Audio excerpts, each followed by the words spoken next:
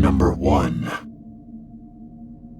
I'm a 26-year-old female, and exactly a year ago today I was at a house party in rural Connecticut. A family friend was throwing a college graduation party for their daughter, and had invited what felt like her entire graduating class. Their 2-story house was extremely spacious, and felt kind of regal. It had balconies off each bedroom on the 2nd story, 2 full-size kitchens, and several dozen acres of mostly wide-open property surrounding the house. I was about 4 months pregnant at the time, and after a couple of hours of socializing, I began to feel drained from mingling with dozens of people I didn't really know. I retreated to one of the bedrooms upstairs to put my feet up. My husband came upstairs with me, and we went into one of the bedrooms facing the backyard. Across the hall were several of the younger kids in another bedroom, playing video games very loudly. As I lay on the bed, my husband sat beside me, rubbing one hand on my stomach, while he sampled a variety of craft beers he had selected from downstairs. We were shooting the shit, and he was giving me his opinions on the brews, as I couldn't sample them myself. And after about 10 minutes or so, he started massaging my tired feet. I happened to glance over to the table where the TV was, and noticed something that seemed out of place. There was a flathead screwdriver perched awkwardly, practically hanging off the side of the table. The screwdriver by itself wouldn't have been too weird, but the fact that it was extremely rusty and coated with old dirt made me suspicious. It didn't seem like the owners of the house would use that kind of tool, especially in this room, where everything was so pristine. As strange as it was, I didn't want to say anything to my husband, because I didn't want anything to distract him from rubbing my feet. There is nothing sexier than a good foot massage. After I'd say was another 10 minutes, both myself and my husband jumped when someone started lighting off fireworks on the back lawn, and an explosion of noise and red sparks suddenly came from outside the balcony window. The rowdy kids in the next room suddenly got very loud at the noise, and I heard them drop a few expletives. My husband walked over to the door and poked his head out into the hallway, calling out to them to quiet down. That's when I turned my head and saw it, just outside on the balcony, looking in at me. I saw half of a face peering around the corner, the silhouette of a body outlined against a new explosion of green fireworks. I screamed for my husband as the man outside turned the knob and walked into the bedroom. The best way I can describe the way he looked was how Brandon Lee looked in the movie The Crow. He was tall and thin. His cheekbones and jawline looked like they were practically tearing themselves out from under his skin. He had long, greasy black hair and wore torn and ragged black clothing with heavy boots. He grabbed the screwdriver off the table without looking at me and disappeared back onto the balcony. He was in the bedroom for perhaps 4 seconds, but it was enough time for my husband to turn around and see him. He then shouted, "Who the fuck?" The man leapt off the 2nd-story balcony, and my husband dashed outside and called after him as he walked across the backyard and disappeared around the side of the house. There were about 60 people in the backyard, but most of them had their eyes on the fireworks, and the music was so loud they couldn't hear my husband and I screaming. We immediately sprinted downstairs and told the homeowners, but they were half plastered and didn't take what we said very seriously. My husband and I wanted to call the cops, but the owners blew off that notion like we were waiters offering them dessert. My husband returned upstairs and got all the kids to calm down, and he told me that while he was up there, he checked the lock on the balcony and reported it had been broken from the outside. We informed the handful of sober people we knew who were still there and left. To this day, I don't know who that man was. My husband suspects it might have been the eldest daughter's dealer, as it was her room we were chilling in. Frankly, I don't care who it was. He had been out there on that balcony for at least 20 minutes watching me and my husband as we sat peacefully inside. If he had wanted to, he could have easily made to stab either of us with the screwdriver before he leapt out into the night. We haven't gone back to that house since.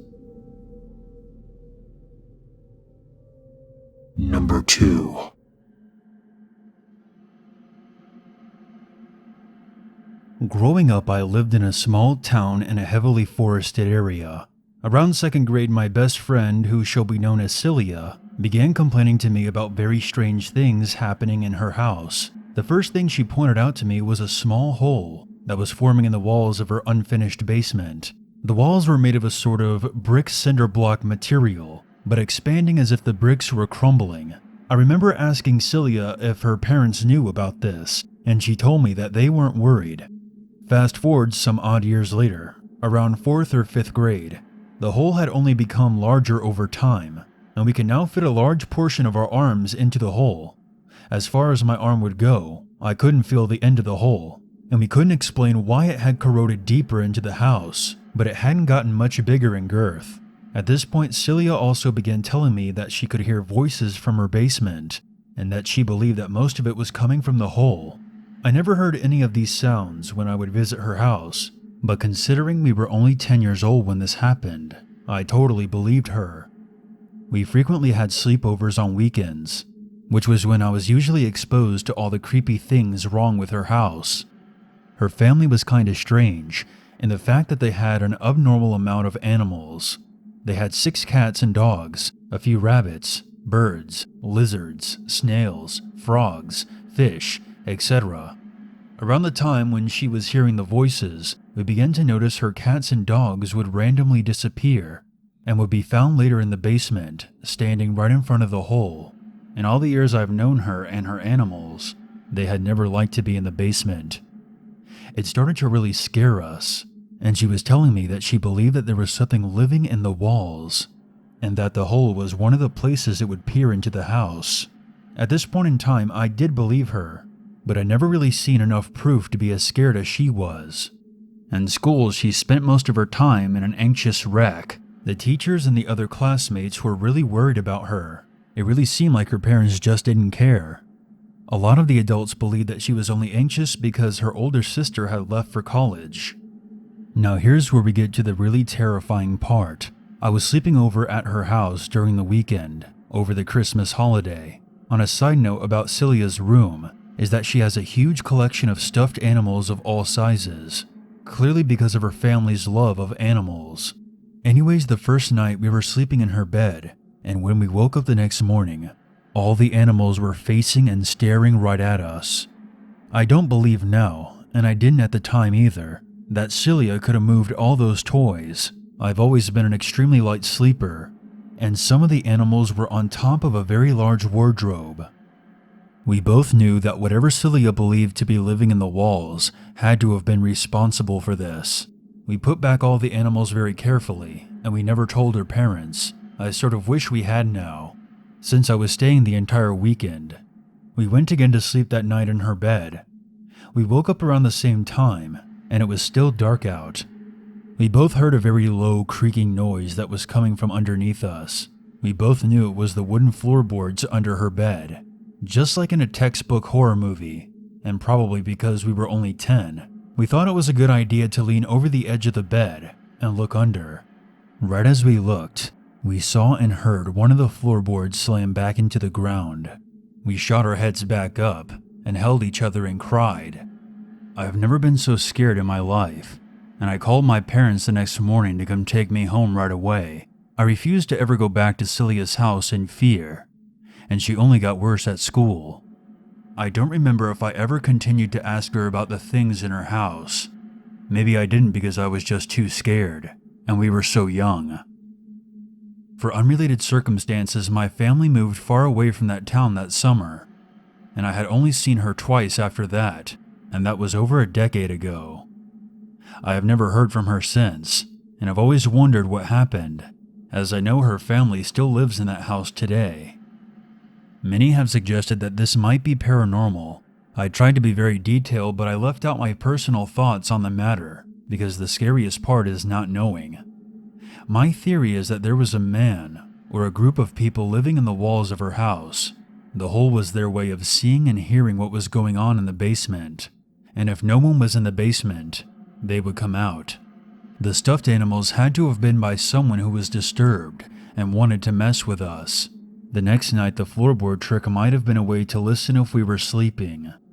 Since I only saw one floorboard move, There is no way that was how they got into the room. They probably had several surveillance points so they knew when they could move around the house. So this was not a paranormal encounter. In a way, this was far worse.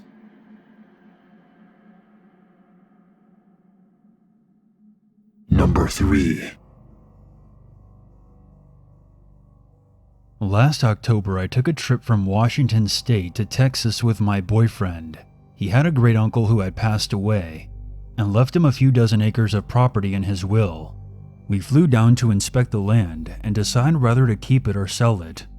The property was pretty much a wide open patch of dirt with a nice view of the hills without much to offer us. So we decided to sell most of it and build a small house on the land that we kept to live in during the winter months and to rent out during the summer. After the house was finished, we flew back down and moved ourselves in for the remainder of the winter. It wasn't anything super lavish, just something simple and small the two of us could enjoy. After about a week of being there, we were sitting on the front porch when a dusty old pickup truck with deer antlers mounted on the top of the cab came rolling up. A middle-aged couple got out and approached us in a friendly manner, introducing themselves as former neighbors of my boyfriend's great uncle. The couple seemed pleasant enough, and they even brought a 12-pack of Shiner beer with them. I thought it was kind of presumptuous of them being complete strangers to show up unannounced, but I figured this must be how people down south do things.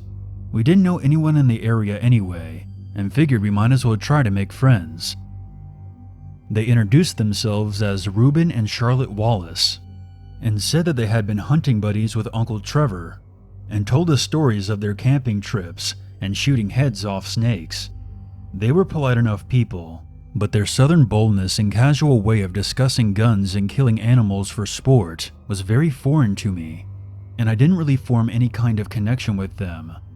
My boyfriend seemed to enjoy their company slightly more, and when they invited us over for dinner the following night, he accepted before even consulting me, which was irritating. The following night we arrived at their very old farmhouse, which was much further away from Uncle Trevor's former place than we had expected. We brought some wine and some beer, not knowing what they prefer to have with dinner, and were greeted before we even reached the front door by Charlotte. The house reeked of cigarette smoke and had a kind of musky, unhealthy feeling to it, like the house was rotting from the inside out. Every room seemed to have at least one American flag, one firearm, and one mounted animal head. I wasn't digging it at all, but my boyfriend seemed unperturbed and didn't hesitate in cracking open a beer with Reuben. We were eating in their dining room, seated next to their wide open sliding patio door, which I thought was strange as it let in the bugs. We were eating a very unimaginative meal of beans and what they claimed was venison, but if it was, I don't think it had been preserved properly, or at the very least was undercooked. I had tried venison before, and this didn't taste right. After 20 minutes, the casual conversation died, and instead a more interesting and meaningful conversation started up. Things began to get kind of awkward and quiet. Reuben began paying more attention to stroking his beard and looking at us, rather than the food. He began to ask us questions about our uncle's old house and personal possessions, and if he had ever mentioned them to us. I began to get a very uneasy feeling in my gut that the Wallaces were digging for information about Uncle Trevor and were slowly starting to drop the friendly southern neighbor act. My boyfriend didn't have very many answers for them, as he rarely spoke to his uncle when he was growing up, but instead of taking the hint, they just kept on pressing us. Charlotte kept staring right at me, watching me eat as she shoveled food between her great teeth, hardly even blinking. I decided to excuse myself for a smoke and wandered outside out to the open patio door. She said I was free to light up at the table, but I was already out the door. I didn't actually smoke, but was just using it as a signal to tip my boyfriend off that I was uncomfortable and wanted to leave. I wandered out around their backyard and walked around behind their shed, thinking I could at least snap some pictures with my phone of the horizon as the sun set. There was a smell coming from the shed that practically made me gag. It reminded me of a forgotten dumpster that had been baking in the sun for years, I took a few pictures and casually started making my way back to the house when I noticed about 15 or 20 pairs of shoes, mostly sneakers and cowboy boots, piled in a heap on the far side of the shed. I walked over to get a better look and noticed that they appeared to be several different sizes. Some were so old and dusty, I could barely make out what original color they had been. I got a sinking feeling in my stomach and cautiously pushed open the shed door. Inside were literally piles upon piles of clothes, hats, and backpacks scattered all around the shed, like a nightmarish Goodwill drop-off, and dark stains heavily covered the creaky wooden floor. I noticed how the stains formed a pattern, like a trail that led to the door, indicating that multiple somethings had been dragged out of the shed over time. I backed away, suddenly feeling very nauseous, and my heart nearly failed me when Charlotte was suddenly standing behind me. She started to say something along the lines of, "Now why'd you go sticking your head in there?" That's when I noticed she had a serrated knife in her hand. I've taught self-defense to young women for many years. I put the heel of my hand directly up to her nose and broke it, sending blood spurting into the air. I screamed for my boyfriend, who came running out of the patio door towards me. I kicked the fallen knife across the dirt and cried for him to run. We sprinted to the car and floored it backwards out of the driveway. Reuben appeared on the front porch and fired at least one shot from a rifle at our car, but fortunately missed. And by the time he raised his rifle for a second shot, we had made it to the road and drove like hell out of there. We didn't go home, but instead drove right into town to the police station, where I gave my statement. They sent 3 cars to the house, and we heard an exchange of gunfire over the radio. Reuben was killed at the scene in the shootout, but Charlotte was never found. The police couldn't locate her on the property. An APB was put out for her at local hospitals in case she sought treatment for her nose, but nothing ever came of it. We returned home for the night, and a police cruiser remained parked outside our house until dawn. A few days later, a detective came to our house and determined that Reuben and Charlotte Wallace were fake names the couple had given us, and that they were really 2 fugitives wanted for several counts of attempted murder in Arizona. Apparently, they made a habit of patrolling the border and shot at any illegals they found trying to cross. From there, it seemed like they brought the bodies back to their property for disposal. It turns out that Uncle Trevor had known about their activities and had been blackmailing them to keep him quiet. I had to excuse myself to go vomit. I didn't know for sure, therefore I didn't say anything to the police, but in my bones I felt like they had served us human meat, but for exactly what reason I had no idea. Some reporters came to interview us, but we refused to comment on anything. My boyfriend and I still spend time between Washington and Texas, though when we stay in Texas, we have 2 pit bulls sleep on our front porch to alert us if anyone unwelcome is approaching. To the best of my knowledge, they never found Charlotte, and if she's still out there, I just pray that we never meet again.